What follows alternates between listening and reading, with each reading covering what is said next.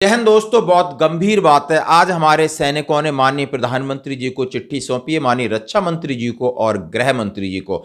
और बात है कि उनका 3 दिवसीय प्रोग्राम है सरकार के ऊपर दबाव बनाने के लिए, माननीय प्रधानमंत्री जी का दरवाजा खटखटाने के लिए अपनी ताकत लगाने की तैयारी कर रहे हैं। और ये प्रोग्राम कब का है, इससे पहले मैं बात बताना चाहता हूं कि हमारा एक संगठन लगातार जंतर मंतर पर लगातार 9 महीने होने वाले हैं। आप देख सकते हो, दूर दराज के इलाके से अपना घर द्वार छोड़ करके जंतर मंतर पर बैठे हैं। सरकार से हर प्रयत्न कर लिया और देख सकते हो सारे वहां की मैं लाइव तस्वीर भी दिखाऊंगा वहां पर कल की 1 तारीख की। और उसके बाद आप ये समझ सकते हो वहां सैनिक कितने दिनों से परेशान है और सरकार से सिर्फ वो भी एक ही चीज मांग रहे हैं कि यही जैसा अभी यहाँ पर 9 महीने समय है जंतर मंतर। आज जंतर मंतर में 255 डेज है। 3 रिटायर्ड जजों की कमेटी नियुक्त करिए 3 महीने के लिए, और जो हमारी विसंगतियां हमने सामने रखी हैं उनके ऊपर आप हमें निर्णय करने दीजिए। यानी 3 जजों के ऊपर छोड़ दिया है, हमें जो भी देना है ये देंगे, जो भी हमारे साथ निर्णय करना ये करेंगे। उन्होंने कहा है माननीय मुख्य न्यायाधीश 3 जजों को डिटेल करें और हमारी बातों को सुने समझें, उसके ऊपर न्याय करें, हमें मानने को तैयार है। बात हमारे मान सम्मान की है, बात हमारे अधिकारों की है कि लगातार हमारी अनदेखी और शोषण हो रहा है। और उन्होंने कहा है कि अभी नहीं तो कभी नहीं वाली बात है। और OROP 3 में भी हमें कुछ मिलने वाला नहीं है। जब तक इलेक्शन पूरे हो जाएंगे सरकार अपनी कुर्सियों पर चिपक जाएगी, फिर ये भूल जाएगी। और आज सरकार भी जनरल इलेक्शन में कूदने वाली है, जितना दबाव बना सकते हैं ये सैनिकों से आह्वान किया है। उन्होंने अपना एक्सीलेटर बदलने के लिए कहा है कि मैं रेल रोकने के लिए आप हमें मजबूर कर रहे हो, आप मुझे जेल में डाल देना, थाने में डाल देना, मुझे कोई परवाह नहीं, लेकिन आप हमारी मांगे मंजूर मत करिए। हमारी इतनी मांग है कि 3 जजों की कमेटी डिटेल करिए। इस संदर्भ में अभी जो लेटेस्ट एक दूसरा संगठन है वॉइस ऑफ एक्स सर्विसमैन, इनका 3 दिवसीय प्रोग्राम है और इन्होंने इसके लिए चिट्ठी माननीय प्रधानमंत्री कार्यालय में दी है, रक्षा मंत्री कार्यालय में दी है और गृह मंत्रालय में पहुंचा दी है। और उन्होंने कहा है कि यानी देश की सरकार, माननीय प्रधानमंत्री जी, जो आपके ब्यूरोक्रेट्स हैं और सेना के बड़े अधिकारियों ने गुमराह कर रखा है और आप हमारे नीचे रैंक को, नीचे तबके की बात नहीं सुन रहे हो और जिनको OROP का फायदा नहीं हुआ है, हम उसके लिए आप हमें मजबूर कर रहे हो कि मैं आपके घर तक जाऊं और आपसे सीधे सीधे बात करूं। और इसके लिए ये मेरा एक प्रयास है। इसके लिए उन्हें देश के सभी सैनिक संगठनों से अपील की है कि 4, 5, 6 का जो प्रोग्राम है उसको सफल बनाएं। इसके लिए उन्होंने, जैसे मैंने कल बताया था कि अन्ना हजारे जी के गांव रानीगंज सिद्धि में गए थे, वहां पर भी उन्होंने बात किया है। क्या हुआ कि अधिकारी वर्ग हैं वो सारे के सारे मलाई चाट गए, हम लोगों को कुछ नहीं मिला। आपके ही शब्द में कहता हूँ, काले अंग्रेज आप जो भाषण देते हो, काले अंग्रेजों ने पूरा हमारा अधिकार छीन लिया। और उन्होंने कहा हम प्रधानमंत्री जी को चिट्ठी लिखेंगे। अब उनकी अन्ना हजारे की जो कोर कमेटी है, यानी जो उनके साथ के लोग हैं, क्या निर्णय लेते हैं इसके बारे में अलग बात है।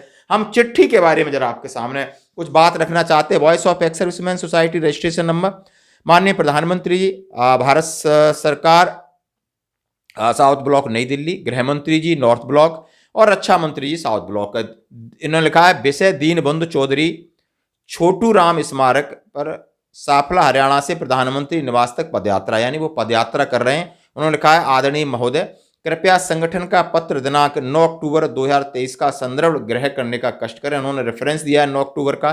देश के लाखों पूर्व सैनिक वन रैंक वन पेंशन की विसंगतियों और अन्य भेदभाव के खिलाफ देश भर में प्रदर्शन कर रहे हैं। वॉइस ऑफ एक्स सर्विसमैन के नेतृत्व में देश के पूर्व सैनिक वर्ष 2013 से ही लगातार संघर्षरत हैं, लेकिन 28 लाख पूर्व सैनिकों और वीर नारियों की आवाज सरकार नहीं सुन रही है। सैन्य और सिविल ब्यूरोक्रेसी सरकार को गुमराह कर रही है, जिससे सरकार ने अपने दरवाजे निचले रैंक के पूर्व सैनिकों के लिए बंद कर रखे हैं। पत्र लिखकर आदरणीय प्रधानमंत्री जी से समय मांगा गया है, लेकिन अभी तक समय नहीं मिला है। आप समझ सकते हो, बिल्कुल से स्पष्ट हिंदी है कि यानी आपको गुमराह किया जा रहा है और हमारी आप बातों को ध्यान में नहीं दे रहे हैं और हम आपसे मिलने का समय मांग रहे हैं, आपकी तरफ से उसका भी कोई जवाब नहीं आया। देश के 100 से अधिक सैनिक संस्थानों ने 8 अक्टूबर को कॉन्स्टिट्यूशनल क्लब नई दिल्ली में मीटिंग कर निर्णय लिया है कि 4 नवंबर को छोटू राम स्मारक से चलकर माननीय प्रधानमंत्री जी के निवास स्थान 6 नवंबर को माननीय प्रधानमंत्री जी से मिलने देश भर के पूर्व सैनिक पहुंचेंगे और अपनी मांगें और समस्या बताएंगे। आशा है कि माननीय प्रधानमंत्री जी के निवास स्थान का दरवाजा साधारण सैनिकों के लिए भी 6 नवंबर को खुलेगा और प्रधानमंत्री जी मिलने की अनुमति देंगे। ऐसा ये आशा और विश्वास करते हैं। और वीर बहादुर सिंह इसके नेशनल कोऑर्डिनेटर हैं। यानी इन्होंने अपनी जिसमें रोष भी है, गुस्सा भी है, अनदेखी भी है और एक रिक्वेस्ट भी, एक भावनाएं भी दर्शाई हैं कि हम आपसे उम्मीद करते हैं कि निचले जो गरीब और मजदूर का परिवार से जो सैनिक आते हैं, जो देश की रक्षा के लिए सबसे पहले बॉर्डर पर होते हैं और ज़्यादा सेक्रीफाइस इनका होता है, आप उनके लिए दरवाजे खोलते हैं या नहीं खोलते हैं। बात बिल्कुल सही है कि इलेक्शन से पहले जितना प्रेशर बनाया जाए शायद उतना कम है। बाकी जितने भी सैनिक संगठन हैं उन्होंने इनके लिए अपील की कि हमारा साथ दें और हमारा जो 3 दिवसीय जो प्रोग्राम है उसको सफल बनाएं। ये थी OROP पर बड़ी अपडेट। धन्यवाद। हमारा विसंगति का लिस्ट ये लगा कर रखा है। इस विसंगति के जिम्मेदार वही अफसर है। आज वो अपना बिलों में बैठ के सो रहा है और अपना बंगला में सो रहा है। जैसे हम सेना में भी अगर हम लोग कोई टास्क की तैयारी करता है तो ये लोग अपना नेतृत्व में किसी JCO को लगाकर, किसी NCO को लगाकर आराम से अपना परिवार के साथ में शॉपिंग भी करेंगे, सोएंगे। लेकिन यही जैसा अभी यहाँ पर 9 महीने समय है, किसी अफसरों यहाँ पर नहीं आता है। तोड़ने में लगाए थे, हमारा ही लोगों को खरीदा किसी को, जो कि किसी का गर्दन में बेल्ट बांधा है तो वो बेल्ट को कौन खींचता वहीं पर जाता है। वो सेना में एक आदत बना हुआ है, वही है। उन्होंने हमारे इस आंदोलन को तोड़ने की कोशिश की लेकिन टूटा नहीं है, हम मंजिल तक पहुंच रहा है।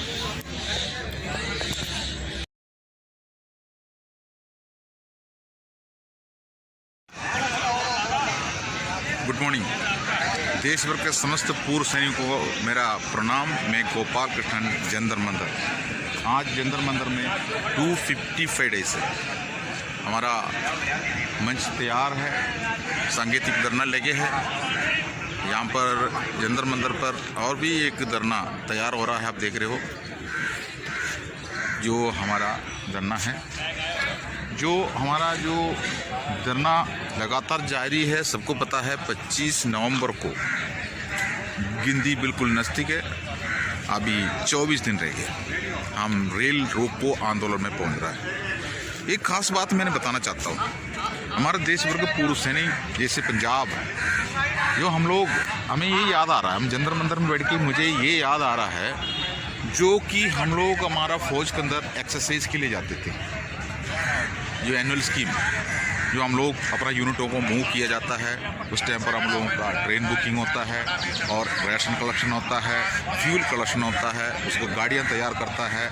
MT के अंदर MT NCO गाड़ियों की तैयारी में लगे हैं। LRW अपना गाड़ी तैयार कर रहा है और कामाफ्लस नेट वगैरह तैयार करते हैं, स्टोर तैयार कर रहा है।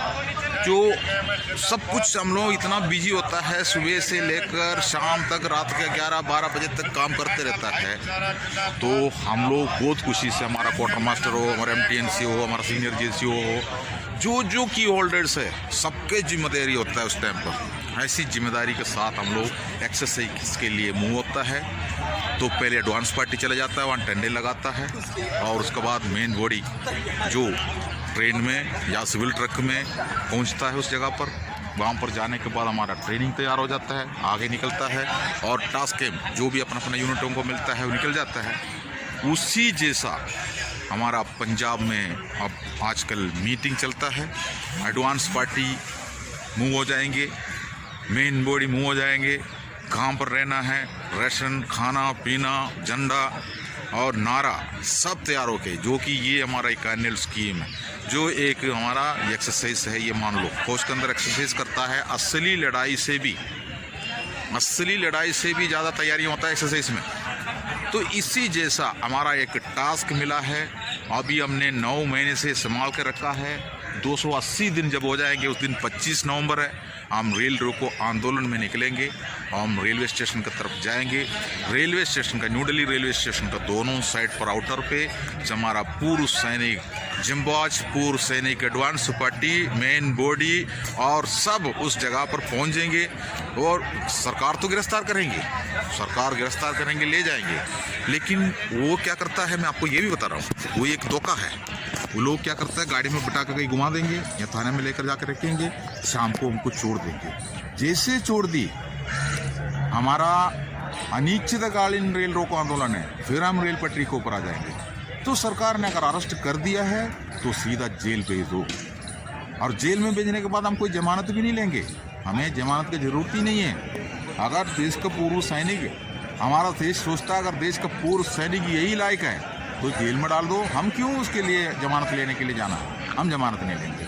लेकिन सरकार से हमें एक रिक्वेस्ट कर रहा हूँ, एक चेतावनी है, हमें छोटा बच्चे को डराने में जैसा हम लोगों को पुलिस का गाड़ी में बिठा के 40-50 किलोमीटर दूर पर जाके जो बिल्ली, जो मतलब बिल्ली को या नहीं तो कोई क्या बोलता है कुत्ते को ले जाके फेंकने जैसा कहीं भी दूर में फेंक कर अगर वापस गाड़ी निकल के आने वाला जो खेल है वो समाप्त कर दे, ये हमारा चेतावनी है। हम लोगों ने आप लोगों को मेमोरेंडम दी है, मेमोरेंडम के अंदर विस्तार विवरण से हमारा अपना विसंगति के बारे में बताया गया है, उसी के अंदर हम लोगों ने हमारा गुलामी के बारे में भी आपको दर्शाया गया है। तो आप लोग उसको गंभीरता से ले लीजिए। जो कि ये पूर्व सैनिक है, इन्होंने एक टाइम पर देश का बॉर्डर में तैनात थे और पाकिस्तान को अंदर घुसने नहीं दिया है, चीन को अंदर घुसने नहीं दिया है, तब जाके आप लोग चैन का श्वास यहाँ पर सो रहा है। तो ऐसे पूर्व सैनिक यहाँ का ट्रेन को भी जाने नहीं देंगे। ये पूर्व सैनिक गोपाल। क्या हुआ कि अधिकारी वर्ग हैं वो सारे के सारे मलाई चाट गए, हम लोगों को कुछ नहीं मिला। आपके ही शब्द में कहता हूँ, काले अंग्रेज आप जो भाषण देते हो, काले अंग्रेजों ने पूरा हमारा अधिकार छीन लिया। हम लोगों ने रामलीला ग्राउंड में आपको बुलाया था, आ नहीं पाए थे, वहाँ बहुत बड़ा प्रदर्शन किया। लेकिन हम बोलने में फिर उसके बाद हमने रिवाड़ी में, जहाँ प्रधानमंत्री जी ने 2013 में प्रदर्शन किया था, उसी ग्राउंड में उससे ज्यादा भीड़ के साथ यशवंत सिंह ने प्रदर्शन किया है। अब हम सरकार सुन नहीं रही है हमारी, न बात कर रही है, न बुला रही है, न कोई संज्ञान ले रही है।